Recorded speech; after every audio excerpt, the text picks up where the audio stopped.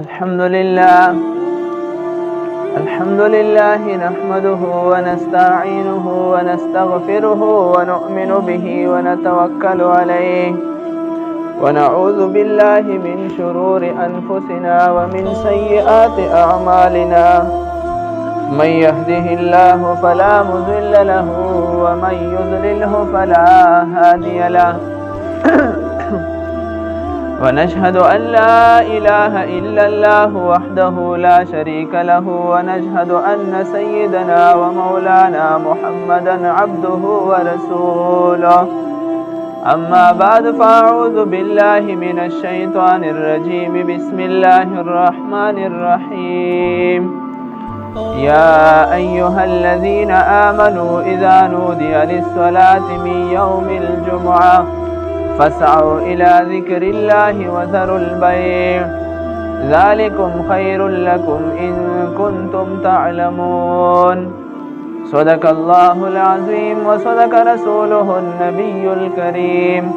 ونحن على ذلك لمن الشاهدين والشاكرين والحمد لله رب العالمين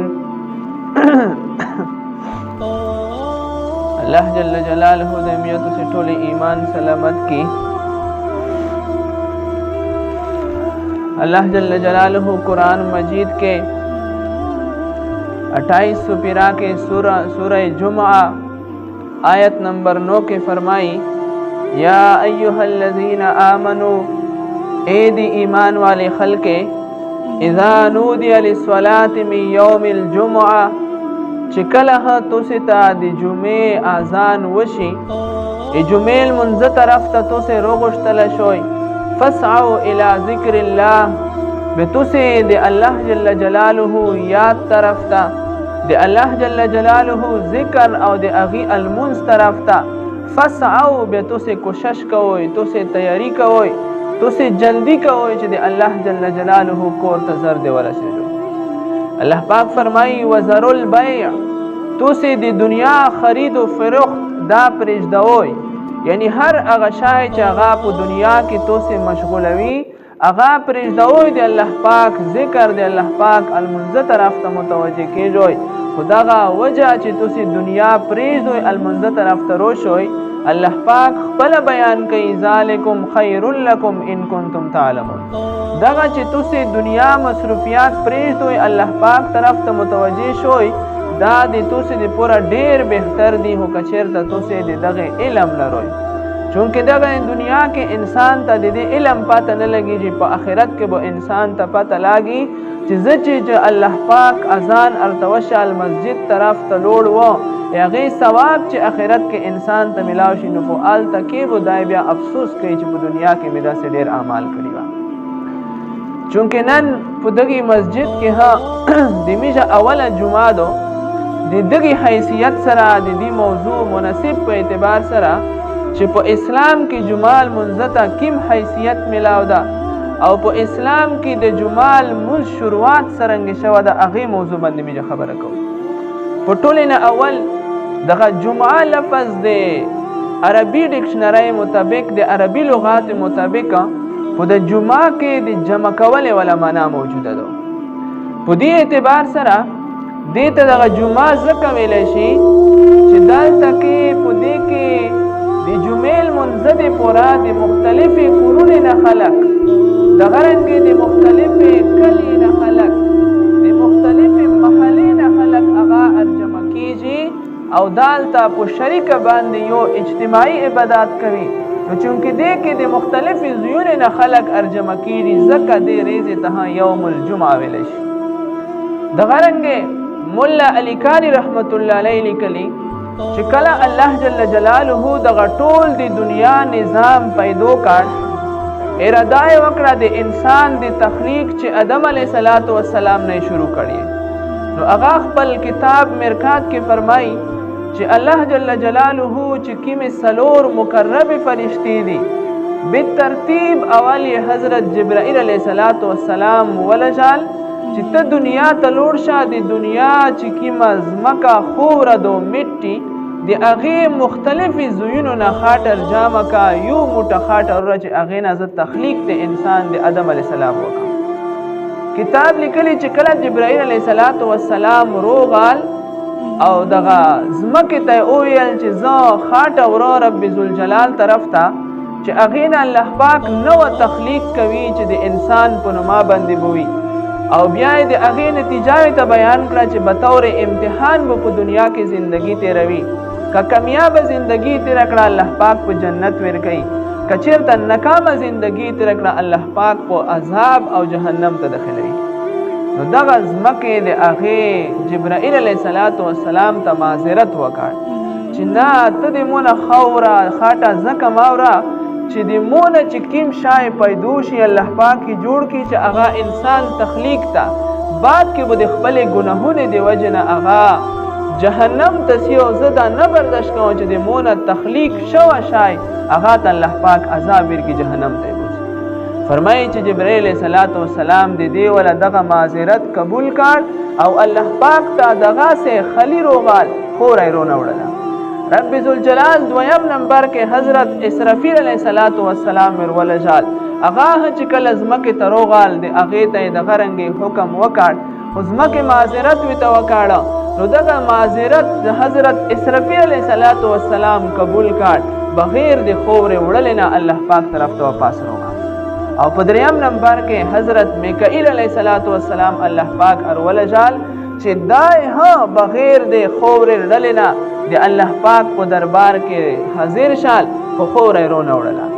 په څلورم نمبر کې ملک الموت هغه فرشته چې هغه په مرګ باندې مقرره ده د انسان روح هغه قبض کوي دغه چې هغه د میډه په زبان د میجه په لغت کې د اسرائیل په نوم سره مشهوره فرشته ده الله پاک چې کله هغه فرشته ولجله او د ځمکې نه خوره غوښتله ځمکې دغه رنګې لکه څرنګې نوره څلورې مقربې فرشتې ته معذرت کړه او دې ته یې هم معذرت وکړه خو دغه اسرائیل ملک الموت فرشته هغه ته جواب ورکړ چې تو معذرت په خپل زوی باندې چونکه موتا رب ذوالجلال حکم کړه دا او د رب ذوالجلال حکم به تو معذرت نه هغه ډیر اوچت تا په دې بنیاد باندې زه د تو معذرت نه قبل او زه رب ذوالجلال حکم پوره کوم هغې نه پسته ملک الموت حضرت اسرائیل علیه السلام هغه فرشته هغې خوره رخصته د رب ذوالجلال په دربار کې هغه حاضر شه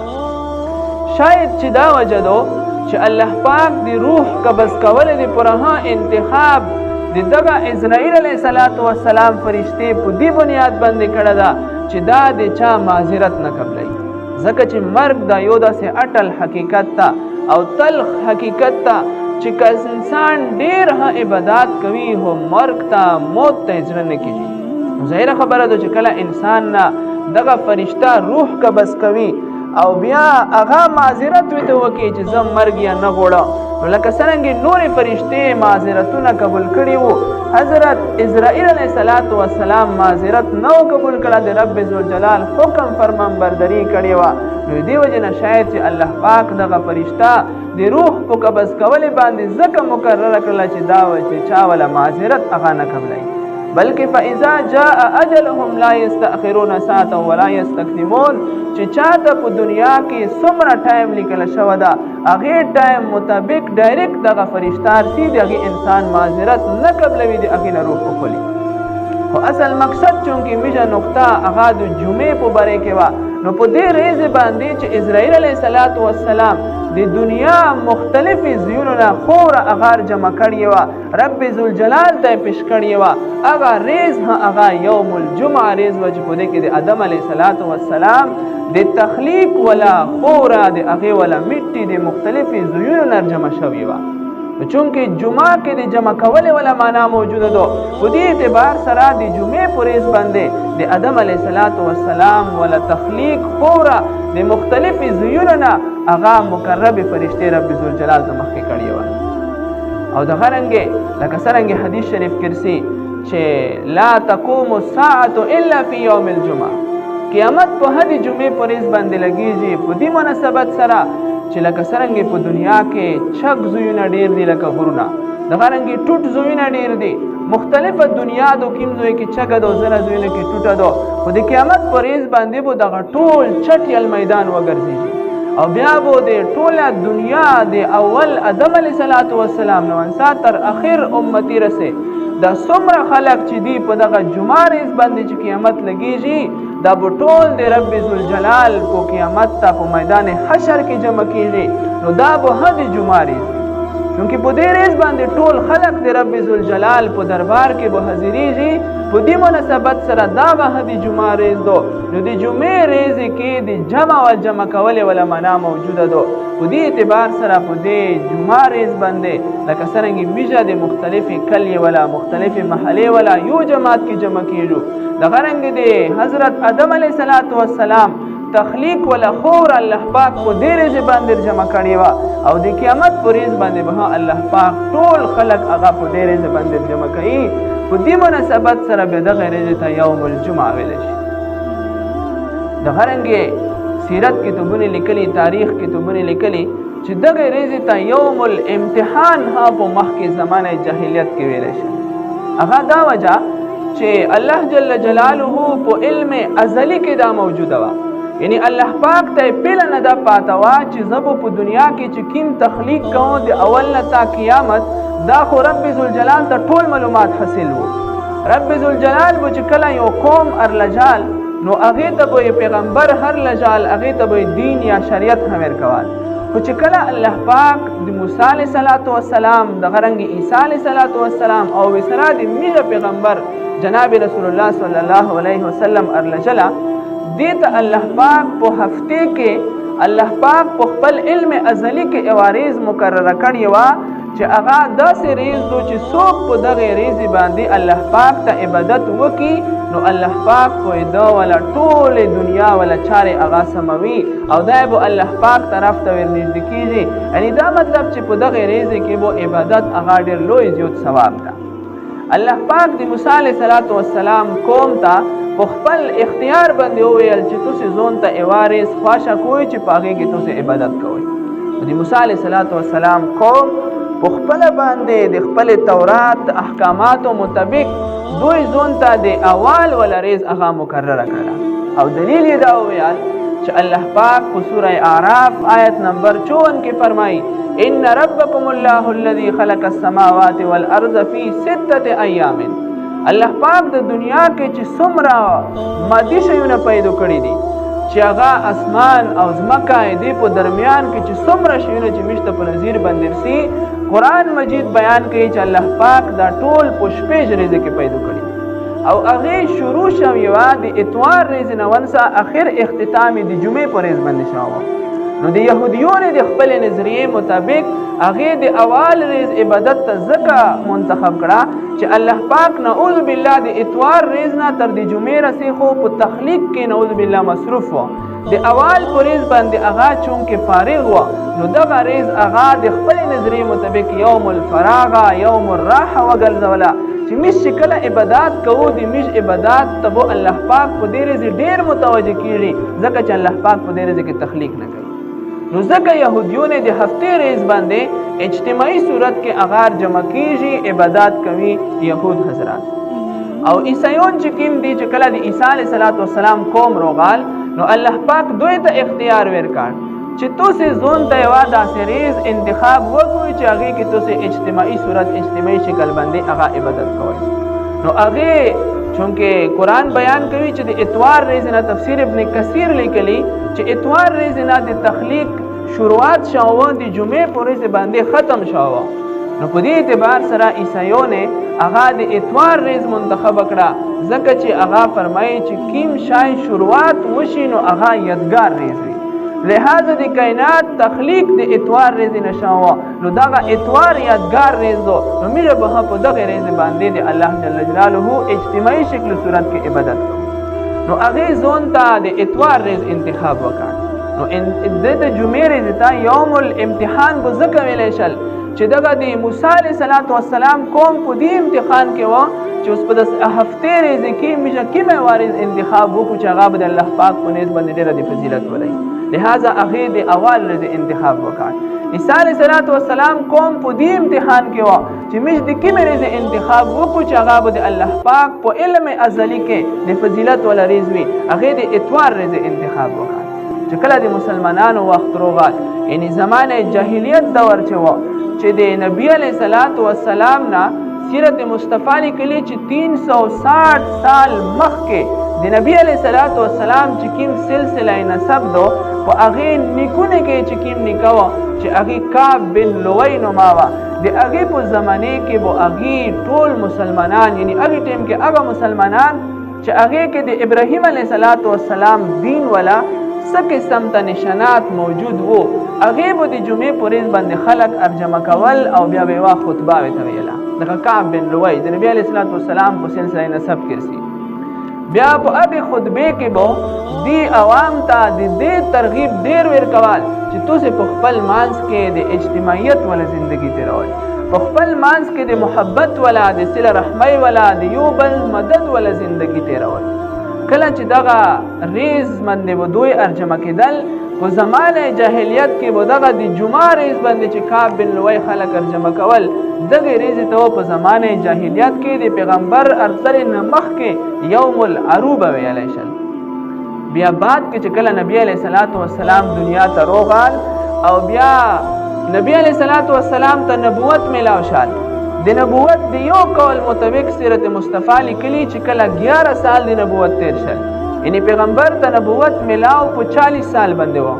11 سال د نبوت تیر شل دا مطلب چې پیغمبر چې کله د 51 سال و نو دغه ټیم کې نبی علیه الصلاۃ والسلام ته یا د جمعې فضیلت هغه د جمعې فرضیت هغه نه ورغله په امت باندې د جمعې لمونځ هغه فرض نه و دینه ما سوا چې 5 وخت کې المنځونه دي هغه د معراج په سفر باندې چې د یو قول رجح قول مطابق علامه ابن حجر اسقلانی رحمت الله علیه کتاب کې لیکلي چې هغه د هجرت نه 100 وخت مخکې د رجب په میاشت کې په 27 رجب باندې نبی علیه الصلاۃ والسلام معراج ته اسمانونو طرف ته لوړ و هلته کې ته 15 منځونه میلاو شوي وو چې پیغمبر به هغه کول چې کوم خلک سره مسلمان شوي وو صحابه کرام هغه 15 منځونه به ادا کول خو د جمعې فرضیت د پیغمبر د نبوت 11 سال شوي وو چې د جمعې فرضیت نه ورغله کومې خلکې چې د کفارو د سختۍ د وجې نه د هغې د تکلیفاتو د وجې نه هجرت کړی و مدینې طرف ته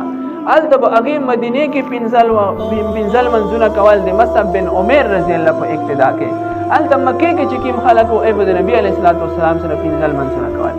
خو چې کله مدینې کې کوم خلک وو لکه څرنګه موږ مخکې بیان وکړ تاریخ مو بیان کړ چې یهودیونو ځون ته د هفتې ورځې والا انتخاب کړه او اجتماعي شکل کې به عبادت کول عیسایونو د اتوار ورځې انتخاب کړه او اجتماعي شکل کې به عبادت کول نو هلته کې یو صحابي و اسد بن زراره رضی الله دی چې کله به دوی وکتل چې دا اجتماعي شکل کې صورت کوي نو هغه ته زړه کې دا یو الهام وشال یعنی د الله پاک طرف نه زړه کې دا و مشوره ورغله چې یهود چې اجتماعي شکل صورت باندې د هفتې پورې عبادت کوي عیسایون چې د اجتماعي شکل صورت باندې د اتوار پورې باندې عبادت کوي نو هغه مصنوعي دین دی یعنی چې کله اسلام روغل هغه دین هم منسوخ شل همیشه دین چې رسول الله مبارک ارله دا هغه حقيقي دین د چې هغه دین اسلام دا نو چې دوی یو اجتماعي شکل صورت بیان کوي د هغه اثرات هغه فواید شته دا نو چې میره برحق دین د نو مشته په چار د یو اجتماعي شکل صورت کې هغه عبادت سٹارټ نو دیو جنا په مدینه کې پیغمبر ته یاد جمعې حکم فرضیت نور نازل شوه په مدینه کې اسد بن زراره رضی الله خپل چې مسلمانان وو جمع کړ او هغه نه پس ته یو خطبه ته ویل او دواره قتل مزي ته وکړ هغه د جمعې ولا ریزوا خو یاد الله پاک طرف نه د جمعې ولا فرضیت پیغمبر ته نور غلا چې دالته په مدینه کې اسد بن زراره رضی الله المز وکړ دواره کاته او دلته په مکه کې نبی علیہ الصلوۃ والسلام ته الله پاک د جمعې ولا فرضیت ارنزل کړ شاید چې الله پاک ته د صحابه کرام دغه عمل دمره خوان ور کړوي چې ډایرکټ الله پاک د صحابه کرام عمل ته د فرضیت ولا درجه ورکړ نو نبی علیہ الصلوۃ والسلام چونکه په مکه کې د کفارو غلبا وا کله نبی علیہ الصلوۃ والسلام عبادت نشل کوي ډایرکټ نبی علیہ الصلوۃ والسلام سیرت مصطفی لیکلی چې په مدینه کې د نبی علیہ الصلوۃ والسلام چې کیم قاصد و نبی علیہ الصلوۃ والسلام لجلا و چې د دین اسلام تبلیغ کوا مصعب بن عمر رضی الله هغه ته یو خط ولیکال وروي لجال چې د جمعې پورې باندې چې کله زوال وشي یعنی د مشپشین وخت شروع شي نو ته مسلمانان ارجمه کوا هغه ته یو خطبه بیانوا 2 رکعت الموز به تکوا د مشپشین الموز ما کوا د جمعې فرضیت وی ته بیان کړ نو الته کې مصعب بن عمر رضی الله چې کله د جمعې ولا ریز روغلا نو ټول خلک ارجامه کړ چې کوم سره مسلمانان شوي وو او د جمعې پورې باندې جمعه ولا الموز هغه ادا کړ دیو جن تاریخي اعتبار سره چې کله څوک دا سوال کوي چې جمعې اول امامت چا کړو نو کتابونه لیکي چې د جمعې فرضیت نه مخکې امامت هغه اسد بن زراره رضی الله کړو خو د جمعې فرضیت نه بعد امامت هغه مصعب بن عمر رضی الله کړو چې کله نبی علیہ الصلوۃ والسلام بیا 13 سال په مکه کې پورا کړ او مدینه طرف ته هجرت وکړ نو په مدینه کې نبی علیہ الصلوۃ والسلام کوبا یو مقام ده الته کې روغال نو الته کې مقیم شال یعنی مکه نه لوړال مدینه کې حالت اقامت اختیار کا الته په مدینه کې بیا